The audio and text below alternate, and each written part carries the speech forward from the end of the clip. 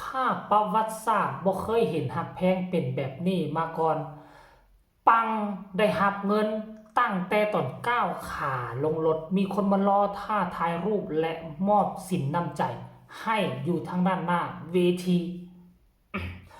กับทักทายสบายดี FC ทุกทานเนาะ FC เจเบาลาวทั้งสองฝั่งโขงบ่ว่าจะอยู่ทางฝั่งไทยและก็ฝั่งลาวขอสวัสดีสบายดี FC ของน้องหักแพงวรัญญพร FC สาวน้อยลำเพลินโชว์เนาะมาพบมาพ่อกันคลิปนี้ก็เป็นมือที่ดีมือหนึ่งท่านผู้ชมเบิงทั้งหน้าต่างนี่อากาศก็ค่อนข้างว่าความจริงแล้วตะเว้นขึ้นสูงแล้วละแต่ว่ามันบ่เห็นซื่อๆท่านผู้ชมเนาะมันก็เอิ้นว่าอากาศอบอ้าวช่วงนี้น่ะอบอ้าวจักอาทิตย์นึงแล้วต่อไปมันก็จะกลายเป็นฮ้อนซัวฮ้อนแล้วเฮาก็ฮอดช่วงบุญสงกรานต์แล้วบุญปีใหม่ลาวไทยแล้วท่านผู้ชมเนาะเฮาก็จะได้สาดน้ำเฮาก็จะได้รดน้ำกันให้เย็นช่ำสบายใจเนาะดังที่ค่อยเคยเห็นคลิปมาก่อนหน้านี้เกี่ยวกับศิลปินทั้งสาวน้อยลำเพลินโชว์โดยเฉพาะคือน้องฮักแพงวรัญญพรเนาะเจบอลเราเคยคาดเดาเอาไว้ว่าอนาคตนี้น้องฮักแพงจะต้องโด่งดังไปรูปแบบนี้รูปแบบนี้ในที่สุดในคลิปเมื่อวานนี้มันก็แสดงออกมาให้เห็นแล้ว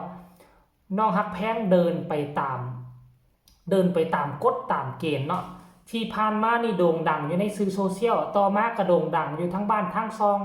กลับขึ้นไปบ้านไปซองคนก็นำไปเอามาลงมาไล่ไปให้ซื้อเข้าซื้อของไปฮอดเฮือนฮอดซานนำไปฮอดเฮือนฮอดซานก็มีแล้วต่อมาอันล่าสุดนี่ปัจจุบันนี้มีคนมาดักซุ่มรอท่าน้องอยู่ทางด้านหน้าเวทีเป็นที่เรียบร้อยแล้วซึ่งที่ผ่านมาบ่ค่อยมีและก็บ่ค่อยเห็นภาพบรรยากาศแบบนี้สำหรับตัวน้องฮักแพงได้แต่สำหรับตัวคนอื่นนะศิลปินโด่งดังอยู่ทั้งวงหนึ่งโดยเฉพาะคืออุ๋งอิงเพชรบ้านแพงเนี่ยมีแบบนี้เกือบทุกคืนเป็นประจำเลยคนมาท่าต่อแถวถ่ายรูปเนาะตั้งแต่ยังบ่ทันลงรถปัจจุบันนี้ฮักแพงก็เป็นแบบนี้สาเหตุที่เป็นแบบนี้นั่นก็คือมันบ่งบอกว่าน้องฮักแพงกำลังจะโด่งจะดังไปหน้านั่นเองท่านผู้ชมเนาะมันเป็นไปตามกลไกของมันมือนี่อาจจะมีอยู่ 4-5 คนแต่ว่ามือหน้าอาจจะเป็น10มือหน้าอาจจะเป็น20ความโด่งดังนะความไวของปากคนมันจะไวกว่าโลกโซเชียลมันจะไวกว่าข่าวเพราะฉะนั้นแล้วท่านผู้ชมผู้ใดเป็น FC ของน้องฮักแพงคือต้องแสดงความดีอกดีใจเอาไว้แต่ตอนนี้ไปเลยตอนนี้ไปพวกเจ้านี่ผู้เป็นพ่อฮักแม่ฮักต้องพากันกะเกี่ยมไปเป็นบอดี้การ์ดจัดสรรปันส่วนให้บรรดา FC แฟนคลับต้องเข้าแนวนี้เด้อถ่ายรูปต้องต่อแถวแนวนี้เด้อต้องเปิดกล้องเกียมไว้เด้อแนวนั้นแนวนี้แล้วมีผู้จับกล้องถ่ายให้โลดเด้อถ้าบ่อยากให้มันวุ่นวายไปกว่านี้ค่อยเบิ่งแล้วแหละค่อยเห็นแววมาแล้วความโด่งความดังมันมาเทื่อละน้อยด้วยความว่ามื้อวานนี่มันเป็นงานหนึ่งท่านผู้ชมเนาะและน้องฮักแพงกับบรรดาทีมงานครับบ่าวตุ้ยก็กำลังเดินทางมาแล้วลงยางอยู่ตามแถวนะทางด้านหน้าเวทีบอกก็มีพ่อแม่ผู้ที่เขาเตรียมมาเบิ่ง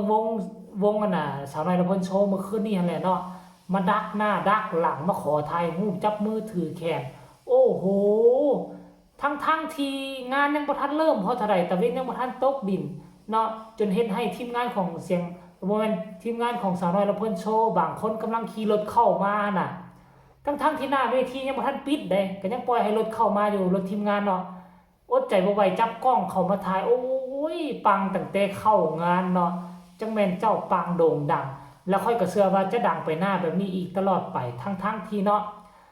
งวดใหญ่ยังบ่ทันมาเด้อเป็นการโปรโมทของน้องฮักแพงก็แล้วกัน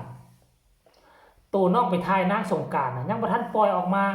ยังเป็นทางการเถื่อแต่ว่ามันก็หลุดออกมาแหละเฮ็ดให้เป็นกระแสสังคมเอาแท้เอาว่าท่านผู้ชมเนาะอยากให้ทุกคนเห็นภาพขออนุญาตจากเจ้าของคลิป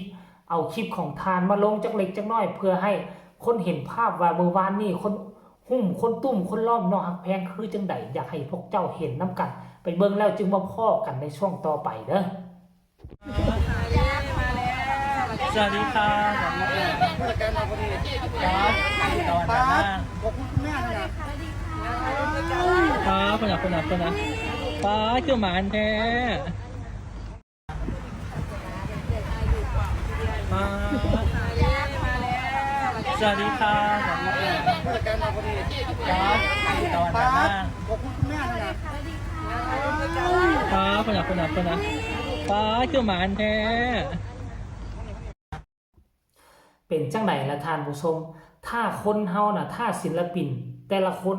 ถ้าเจ้าเดินถึกตามกฎตามเกณฑ์มันเดินถึกตามวงล้อมของมันจะเฮ็ดให้เขาเอิ้นว่า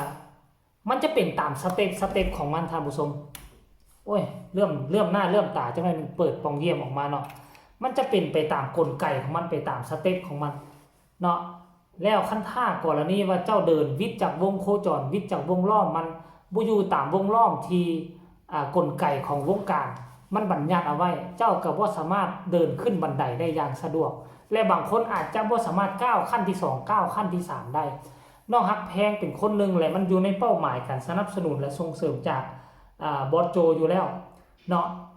ตอนที่น้องฮักแพงล้มลุกคุกคานยังบ่ทันขึ้นบันไดขั้นทำอิฐเทื่อน่ะยังบ่เลเซเมางมๆเทาๆเนาะแล้วก็ยอมรับให้บรรดา FC ศิลปินผู้ฮักไม่ฮักบางคนจูงจมูกไปจอกนั่นไปเจนี่มันเลยเฮ็ดให้มั่วเละตุ้มเป๊ะกันช่วงนั้นแต่ว่าโชคดียังไงนึงยังมีพอโจที่มาดึงแขนเอาน้องฮักแพงออกจากสิ่งเหล่านั้นออกมาเนาะ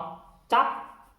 ดึงแขนน้องฮักแพงมาเหยียบบันไดขั้นที่1หลังจากนั้นขั้นที่2ขั้นที่3น้องฮักแพงจึงงมเจอทางด้วยตนเองแล้วพยายามปรับปรุงแก้ไขและผลักดันทำให้ตนเองอยู่ในกระแสตลอดเวลาเนาะเฮ็ดตามคำที่